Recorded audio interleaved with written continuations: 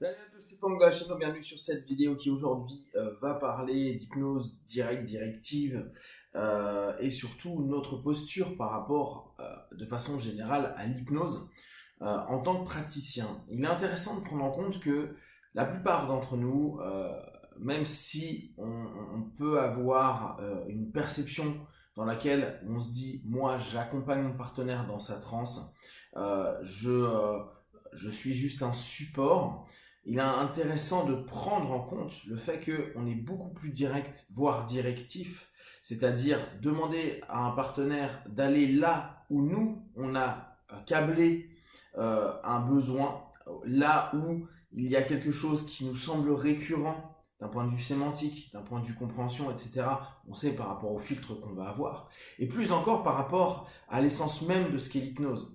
Hier, en discutant avec Jimmy, on parlait un petit peu de cette notion-là, de dire l'hypnose de façon générale, ce qui est complexe à faire accepter à tout à chacun, c'est que quand on fait même de la thérapie, on est directif. Et j'avais fait des vidéos sur le sujet il y a quelques mois, et j'avais eu des échos comme quoi c'était pas le cas, c'est n'importe quoi, c'est simplement parce que je suis pas assez fin, bon, etc. à ce niveau-là. Je peux comprendre l'idée, néanmoins, si on reprend le principe même d'hypnose, le principe d'induction, mise en transe, et le principe de suggestion, c'est deux choses qui sont hétéro, c'est-à-dire qui viennent de l'extérieur. Et on a beau vendre, l'hypnose c'est une auto-hypnose orientée, ça reste quand même donc une hétéro-hypnose, c'est quelque chose d'extérieur qui va proposer une orientation, que ce soit vers de la relaxation, que ce soit au travers d'une induction rapide, que ce soit ceci, cela. En somme, à un moment T, le praticien va décider qu'il est temps que le partenaire aille dans une transe ritualisée qu'il aura lui-même mis en place. Et attention, pour les personnes qui sont plus sur de l'indirect, c'est également le cas. Quand vous faites de la confusion, de la saturation, un focus interne, un ensemble de cheminements qui vont permettre au partenaire d'aller en interne et donc de se focaliser sur quelque chose de spécifique, d'entrer dans sa transe, ça a été quand même une orientation stratégique. Ce qui est intéressant à prendre en compte, c'est le nombre de fois où sur des séminaires, j'observe que le praticien ne respecte pas la transe du partenaire. C'est-à-dire qu'il décide à un moment donné que c'est lui qui lead. Et c'est pas un mauvais état d'esprit de l'hypno. C'est que, par principe, aujourd'hui, la plupart de nos enseignements d'hypnose sont basés sur de la PNL et on nous met bien en avant qu'à un moment ou à un autre, dans tout ce qui va être mirroring, et même au départ matching, mirroring, pace et lead, on sait qu'on doit finir sur le lead. Même si de temps à autre on revient sur le pace, on devient leader. Si on devient leader, on devient orientant. Si on devient orientant, c'est nous qui décidons là où ça va aller. Et si on décide, tiens, là on passe sur du ritualisé, admettons que vous soyez sur un schéma très classique, questionnement, définition d'objectif, et puis après, induction, la rythmique, le quand on commence notre induction, etc., c'est vous qui l'avez décidé. Donc on n'est pas dans le respect de la transe que déjà peut-être en train de vivre le partenaire, peut-être qui est fermée, ou en tout cas peu ouverte, mais qui est déjà présente, peut-être qu'il y a eu un focus à un moment donné que vous n'avez pas percuté. C'est-à-dire que il se peut que nous, en tant que praticiens, il y a des moments où on ne capte pas bien les transes dans lesquelles tombe notre partenaire. Pensez bien, par exemple, une personne qui arrive en colère ou triste dans votre cabinet est déjà en transe. Donc, fondamentalement, on n'aurait pas besoin d'induction, étant donné qu'on est déjà sur une focalisation et potentiellement, si on arrive à avoir un bon respect de ce qu'il est en train de vivre à un moment donné, par rapport à la figure d'autorité qu'on est et puis par rapport à différents critères, on peut basculer un petit peu cette transformation vers une transe plus ouverte, de suggestion, d'orientation, de recadrage, etc. Prendre en compte que nous sommes dans un cheminement, que notre discipline par essence ne peut pas être considérée comme indirecte, même si stratégiquement elle peut être indirecte. mais que c'est toujours issu de nous, ou en tout cas, toujours, j'exagère, mais la plupart du temps, issu de la réflexion du praticien, qui est bien sûr figure d'autorité, qui est bien sûr l'expert, qui est bien sûr plein de choses, donc bien sûr, c'est là où nous, on est engageant. Il est important de s'en préoccuper, il est important de s'en rendre compte. Beaucoup de praticiens vont dire, bah non, moi je suis dans du permissif. Beaucoup de praticiens vont dire, bah non, moi je suis le partenaire, je suis dans une danse, je suis, etc., etc. Alors qu'en réalité, on n'est pas réellement dans une danse, étant donné que, et je pense que c'est très ça, hein, le praticien, à un moment, doit faire son boulot. À un moment, il doit induire, ou en tout cas décider qu'il induit d'une certaine manière. Pour vous donner quelque chose dont on discutait avec Jimmy hier,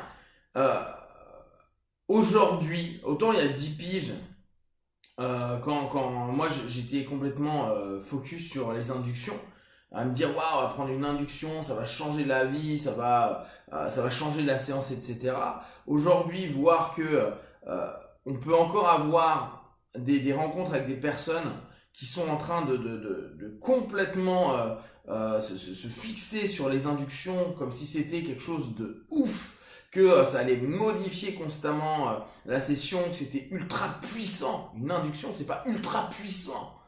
Une induction, c'est juste un moment où je décide à un moment donné de faire quelque chose pour l'entraîner dans du ritualisé et donc passer logiquement dans un mode encore plus directif, encore plus dominant de ma part sur la personne. Et en plus, ce qui est amusant, c'est que certaines techniques d'induction vont montrer un phénomène hypnotique et que les gens vont dire « Ah, regardez, ça prouve qu'il est en transe avec son phénomène hypnotique », ce qui prouve encore plus la gratification égotique à un moment donné, et c'est ce côté hyper tout-puissant du praticien sur son partenaire, parce qu'il a réussi à, ou il obtient quelque chose.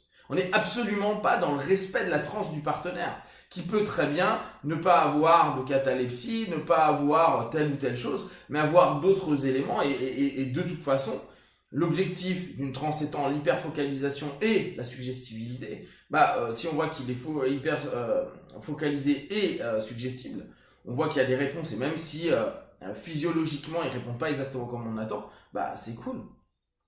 Se rendre compte que on peut avoir encore cette dynamique-là, et surtout avoir le discours à côté de dire mais non, l'hypnose n'est pas quelque chose d'imposé, entre guillemets, par le praticien, c'est faux. En tout cas, c'est faux. De mon point de vue, ça l'est. On impose des choses. Après, rien que vos suggestions. Je sais bien que on nous enseigne, reprenez les termes de vos partenaires. Mais la manière dont vous allez mettre les termes, la manière dont vous allez construire votre sémantique, la syntaxe même, on n'est même plus dans la sémantique, la syntaxe que vous allez mettre en place, la rythmique que vous allez mettre en place, le timbre de voix, les moments où vous allez monter ou descendre, tout ça, ça va impacter. Et l'idée est vraiment de se dire, ok, j'ai une influence de par ma personne et par ma perception des choses vis-à-vis de mon partenaire. Ce n'est pas l'état ou la cession, la neutralité de l'auto-suggestion du partenaire qui va être pleinement utilisée. Une grosse partie est purement orientée par nous, praticiens, par nous dès lors, dans une... Et là, je vais vraiment dans un terme qui peut déranger du monde, dans une prise de pouvoir d'autrui. Et même si régulièrement, on va dire, ouais, mais nous, en cabinet, on n'est pas comme les hypnotisaines, au bout du compte, on ne peut pas nier notre histoire, on ne peut pas nier que l'hypnose, c'est une personne sur une autre personne qui l'oriente vers. Et que derrière, on a le point clé qui est la suggestion. Et la suggestion, qu'on le veuille ou non, elle est construite, orientée et dirigée, que ce soit direct, indirect, métaphorique, etc., par une personne qui n'est pas le partenaire.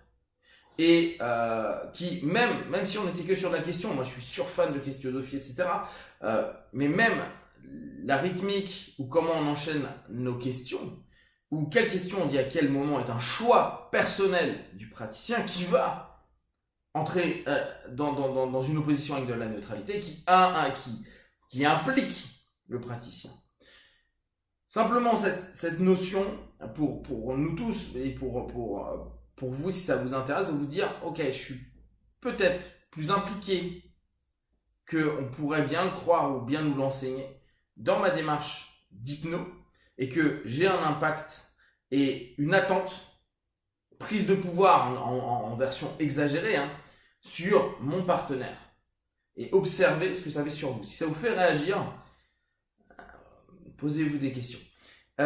Si vous avez des questions et des remarques, n'hésitez pas à partager sur Facebook, YouTube, j'y répondrai le plus rapidement possible. Et comme d'habitude, de tout ce que je propose, ne prenez que ce qui est bon juste pour vous. Testez, observez, analysez et concluez. Be one. Ciao.